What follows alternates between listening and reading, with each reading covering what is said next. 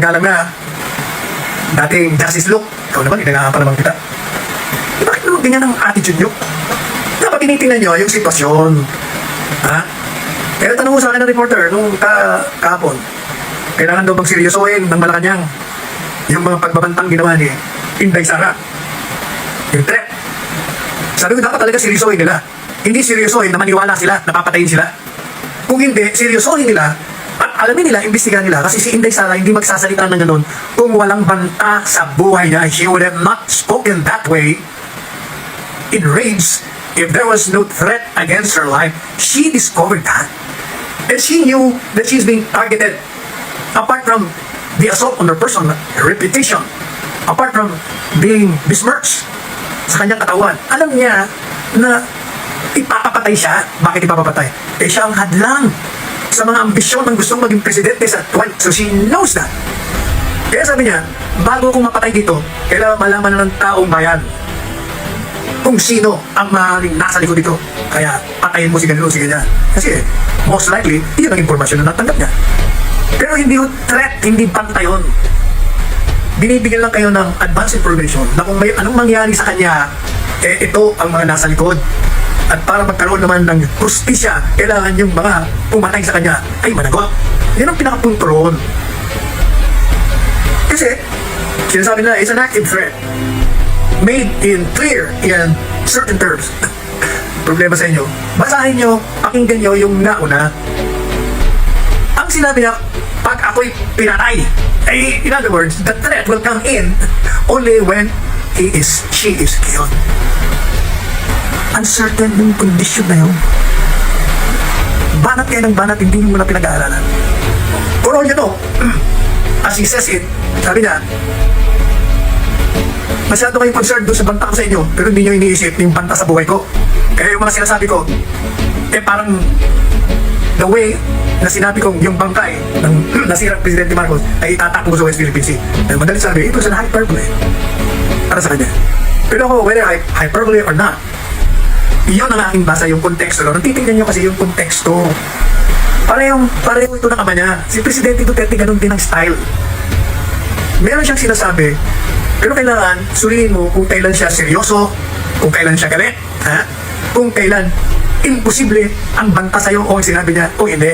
Kasi kung imposible, eh definitely hindi yun totoo. Di ba ba? Kaya dapat titingnan mo buti. Kausap ko lang mo si Presidente Duterte earlier bago ako nag-TikTok. Tagal kami nagkwentuhan. At sabi ko nga ako sa kanya, pinatawa ko, sabi ko, alam mo, ako ko sa kanya, padre, pag kami dalawa lang, padre. Sabi ko, alam mo, ang lulutong ng PI ng anak mo, talong-talo ka. Sabi, bakit? Kasi ikaw, yung PI mo, expression mo na, PI, kaya galit ka eh. Pero yung anak mo, iba eh, yung PI niya, diretso eh, PI mo. Sabi ko, mas matindi ba sa'yo eh? Mana sa'yo pero mas matindi sa'yo. Kaya sabi ko sa loob lang, pag naging presidente ito, wala. Mas matindi ito sa ama. Kaya kung ano yung ginawa ng ama na nagustuhan natin, dahil sa kanyang tapang, sa kanyang pagkamatapat, dodoble natin pag sinday sa ng presidente. Kaya naman sinasabi ko, dapat talagang itong mga ito, dapat ito, presidente at vice presidente. Di ba, ako nagsulong yan. Kung naniwala sa akin sila noon, nung nakarangalanan, takbo kayo pareho, Duterte, di sana, hindi kayo natin yan. Pero hindi pa naman kanila, pero pa naman 2020, sapat takbo niya. Sana, malakas pa si Dino sa 20. Eh, kung malakas kasi kanina ko. Kausap siya, nagulat ako, boses na malakas na naman. O sabi ko, lakas na naman ang boses mo. Okay na naman ang kalusugan ko. Kasi, kadalasan no, hindi naman kadalasan. May mga instances na pag tumawag ako sa kanya, o siya tumawag sa akin, yung boses niya matamlay, parang nangihina. Kaya, parang, ito, malakas sakit ito. Pero kanina talagang malakas, kahapon malakas din. Kaya sabi ko, pwede ito sa 2028, Presidente, Vice Presidente, game over. Hoy, siya ako pala. Sabi ko sa kanya, nung pa, inuulit-ulit ko, alam mo, pag kayong dalawang tumakbong Presidente at Vice Presidente, maniwala ka, yung mga nandiyan sa Kongreso, yung mga nandiyan sa Senado, na dating kalyado mo, you know, these people, o kayong witness, when he was President, all these people, the same people crucifying him now, were singing praises and hosanas to the Duterte presidency. Di ba? Lahat yan, standing ovation pa nga eh. Lahat pa po rin, lahat yan gustong makalapit kay Presidente. Sabi ko, alam mo yung mga yan? Sabi ko nga eh. Yung friendship, napaka-uncertain yan. Sa magandang panahon lang yan. Pero kako yung mga yan. Tanda mo nga kasi pag tumakbo kayong dalawa, hindi pa nag-aalalan dahil alam nilang mananalo kayo, magbabalikan sa iyo lahat yan. Eh, kayo lang ako, tingnan nyo ha. Meron akong maganda sa inyo. Meron isang broadcaster. Wala nyo kung sino. Naku, anti-Duterte ito noong mga panahon. Yung buwi na ito tinuruan ko lang ito ng sa isang istasyon ng radyo Kung baka makaasa ka, alam mo magaling. Wala naman, kulang dito. Pero dahil, alam niyo naman, yung istasyon na yun, noong panahon, kahit na hindi ka magaling, dahil maraming nanonood doon, sisikat ka. Kasi nga sa lawak. Ito, lumaki ang ulo, lumaki ng ulo. Binibira niya talaga si Duterte ng administrasyon. Tapos nung manalo itong si Marcos, naku, grabing sip-sip. May pag-labi-labi pa yan Pero ngayon, pakinggan niyo ngayon, naku, binibira niya si Marcos Jr. Sabi ko, bakit? Mukhang nakaamoy na babalik ang mga Duterte. Kaya binabago niya yung timpla ng kanyang mga komentaryo. Sasabihin niya pa, you can call me. Niyabang pa Hindi ko ba rin ay, nako.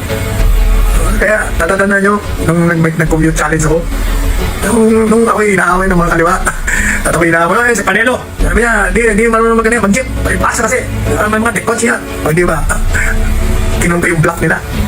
Pagkatapos nag-jeep ako. Nagkagulos hindi ko in-announce na mag-jeep ako kasi nalaman na kasi alam niyo naman ang video na yun.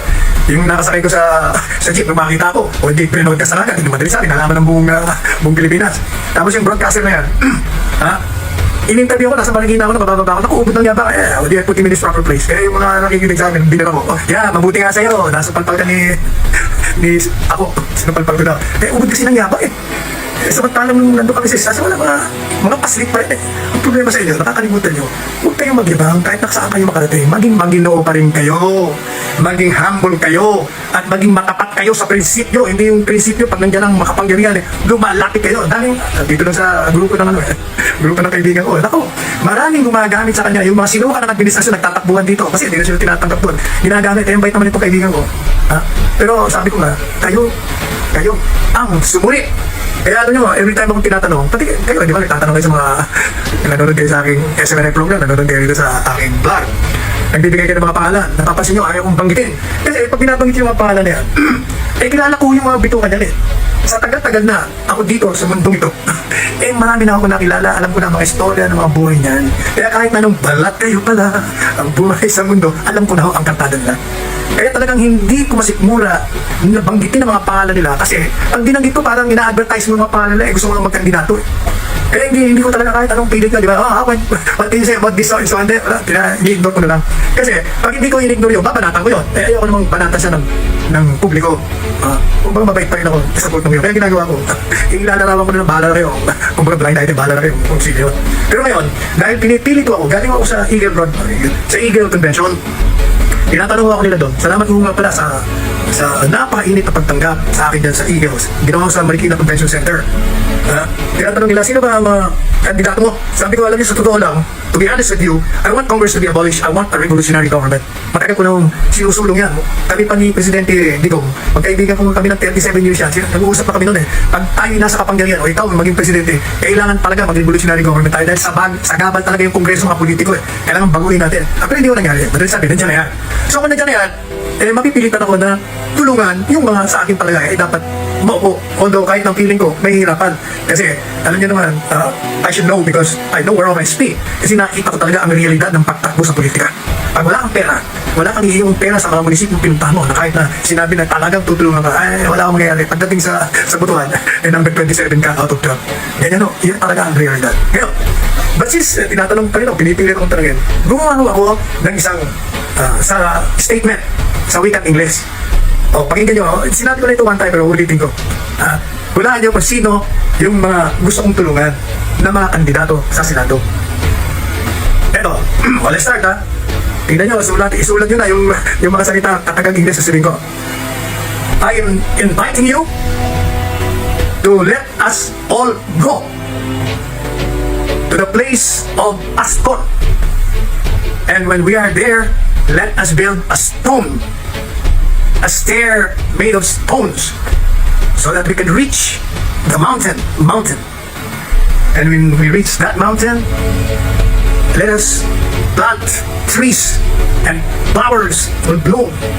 And when they're already in bloom, let us dance a little bit of cha and sing a little song. And when we're done and we see the beautiful place, we can say to ourselves, kasi di ba, mayroong tinatawag na climate change. Dahil nataniman na natin lahat, we can say that, I am a savior of the environment. So, yun ang mga gusto kong tulungan. Yung mga taga. Ulitin natin let us all go to the house of Pastor and build the stone to reach the mountain. And when there, let's dance a little bit of cha and sing a little song, and we're done. We can say to ourselves, we are a savior.